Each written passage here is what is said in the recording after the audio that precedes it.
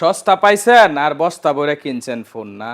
যারা পুরান ফোন কিনবেন অবশ্যই কাগজপাতি আছে কিনা, কার্টন আছে কিনা এটা দেখে তারপর ফোন কিনবেন। আপনি একটা ফোন 5,000 টাকা 3,000 টাকা পাইছেন, সস্তাতে কিনে নিছেন, কিন্তু একবার হিসাব করেন নাই এই ফোনের কি কাগজপাতি আছে কিনা।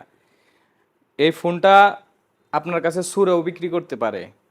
ওই সুরে যার কাছ থেকে চুরি করে নিয়ে আইছে উনি কিন্তু ফোনের মালিক, ওনার কাছে কিন্তু কার্টন কাগজপাতি সব আছে। উনি কিন্তু ওই ফোনটার জন্য থানাতে জিডি করতে পারে।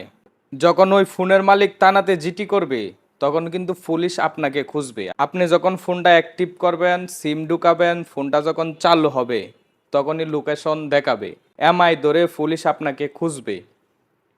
আর পুলিশ যখন এমআই ধরে খোঁজাখুঁজি করবে তখন আপনার আইডি কার্ডের ঠিকানা সব কিছু ওই পুলিশ ভেরিফিকেশনে চলে আসবে। তার জন্য আমরা বাঙালি, আমরা বেশি বুঝি, সস্তা পেলে বস্তা ভরে কিনি। অবশ্যই আমরা ফোন কেনার আগে ফোন কেনার আগে ফোনের কার্টন এবং নিজস্ব মালিক কিনা এটা দেখে আমরা একটা ফোন কিনবো পুরান ফোনের ক্ষেত্রে। আর নতুন ফোন কিনলে তো অবশ্যই কাগজপাতি সব কিছু থাকবেই। আপনি একটা ফোনের জন্য আপনার জেল হতে পারে, জরিমানা হতে পারে, আপনি লাঞ্ছিত হতে পারেন সমাজের মাঝে। তার জন্য পুরান ফোন ক্রয়ের ক্ষেত্রে অবশ্যই সাবধানতা অবলম্বন করবেন সবাই। ভিডিওটি সচেতনমূলক, সবাই শেয়ার করে দিবেন, সবার জন্য গুরুত্বপূর্ণ।